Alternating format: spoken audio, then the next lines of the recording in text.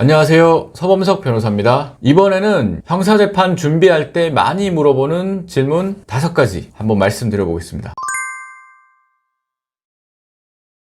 첫 번째, 복장입니다. 변호사님, 재판 때 어떻게 입고 가야 돼요? 이렇게 물어보시는 분들이 간혹 있어요. 재판 갈 때는 단정한 복장으로 입고 가시면 됩니다. 이렇게 말씀드리면은 사람마다 단정한 기준이 달라요. 재판 가보면은 어떤 분들은 찢어진 청바지를 입고 온다거나 반바지를 입고 온다거나 알록달록하게 화려한 옷을 입고 오시는 분들이 있어요. 그러지 말라는 법은 없는데 아무래도 눈에 띕니다. 그렇게 입고 오신 분들은. 그래서 가능하면 지금 저처럼 이렇게 정장 양복을 입고 오시거나 아니면은 캐주얼이라도 깔끔하게 무채색 위주로 이렇게 입고 오시는 게 더 좋지 않을까 싶고, 여성분들도 마찬가지예요. 정장 바지든 치마든 정장을 입고 오시는 게 보기 좋고, 그게 조금 힘드시다 그러면은 최대한 깔끔하게 운동 나갈 때 입는 체육복 같은 이런 것도 사실은 보기가 조금 불편한 판사님도 있을 수 있다고 생각합니다. 가능하면은 공식적인 자리에 나가는 거니까 외출 복장으로 깔끔하게 입고 오시는 게 좋을 것 같고, 그리고 여기서 하나 더, 어떤 분들은 모자를 쓰고 오세요. 모자를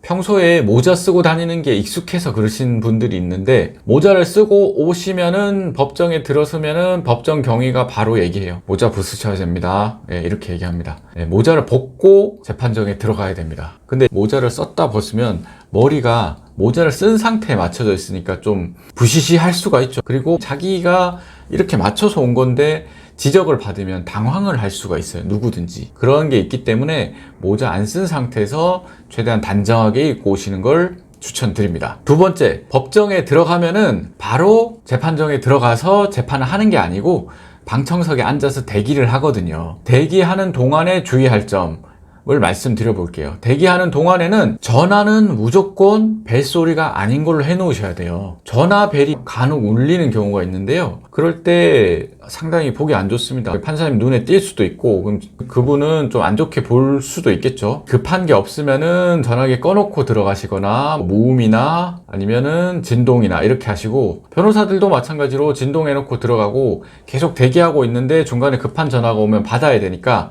그 안에서 절대 안 받고 밖에 나와서 전화 받고 그리고 다시 들어갑니다. 그리고 방청석에서 큰 소리로 대화하시는 분들이 있어요. 그러면 상당히 보기 안 좋아요. 그리고 법정 경위가 한 번씩 주의를 주기도 합니다. 아주 궁금한 게 있을 때 옆에 사람이랑 소곤소곤 얘기하는 그 정도까지, 한두 마디 정도? 그 정도까지는 모르겠는데 밖에서 이렇게 얘기하는 것처럼 큰 소리로 얘기하는 거는 좋은 영향이 없을 거라고 생각합니다. 그리고 세 번째, 시간을 꼭 지키셔야 됩니다. 이거는 당연한 건데 간혹 늦으시는 분들이 있어요. 차가 막혔다고 하고 주차를 하려고 하는데 주차가 잘 안 됐다. 법원이 주차장이 대부분 만차예요. 그러니까 미리 오시거나 대중교통을 통해서 오시는 게 좋습니다. 법원에 와서 주차를 못해서 몇 바퀴씩 계속 뺑글뺑글 돌다가 늦으시는 경우들이 종종 있습니다. 이렇게 되면은 변호사가 있으면은 그래도 얘기를 해서 조금만 기다려 주는데 30분 이상 이렇게 늦어버리면 불출석 처리가 될 수도 있어요. 그러면 판사 입장에서 봤을 때 상당히 불성실한 사람으로 보일 수 있고, 그리고 불출석이 계속 이어지면은 구속영장이 나올 수도 있습니다. 꼭 주의하셔야 돼요. 시간에 맞춰서 오시라고. 물론 재판이라는 게 지연되는 경우들이 있어요. 앞재판이. 그래서 예를 들면 내 재판이 11시인데 10시부터 보통 이제 잡혀 있는데 쭉쭉쭉 밀려서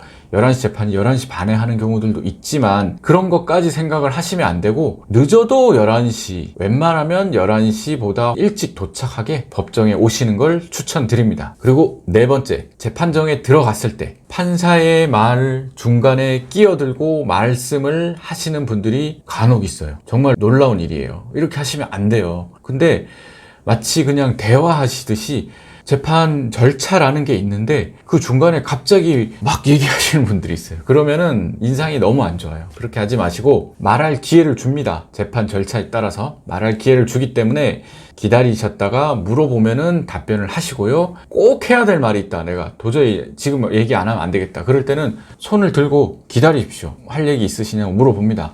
그때 얘기를 하셔야 됩니다. 갑자기 뜬금없이 얘기하시는 분들이 있어요. 그러면 인상이 많이 안 좋아질 수 있으니까 하고 싶은 말이 있어도 기회가 오니까 조금만 기다려라. 이거를 꼭 말씀을 드리고 싶고요. 그리고 말씀을 하시는데 목소리가 너무 작거나 아니면 너무 크거나 이런 분들이 있어요. 그러면은 이것도 사실 대화하는데 좀 어려움이 있으니까, 거리가 어느 정도 있으니까 그걸 감안해서 목소리 크기도 조금 조절하시는 걸 추천드리고, 반말 비슷하게 하시는 분들이 있는데 이거는 안 좋습니다. 예, 반말 비슷하게 그런 거 뭐 이런 식으로 그냥 끝을 흐리는 거죠. 예, 그렇게 하시면 안 돼요. 저랑 대화하실 때도 처음에는 그냥 제가 들어드리는데 계속 반말하시면 저도 사람이니까 이제 기분이 나쁘죠. 예, 그러니까 반말을 계속 그렇게 하시면 안 되죠. 이렇게 말씀을 드립니다. 그러면 자기도 모르게 내가 반말하고 있었냐고 이러시는 분들이 있어요. 자기 습관이라고, 그게 그런 분들이 있더라고요. 그런데 자기가 평소에 그런 습관이 있는 사람이다 그러면은 꼭 주의하셔서 반말하시면 안 됩니다. 판사가 물론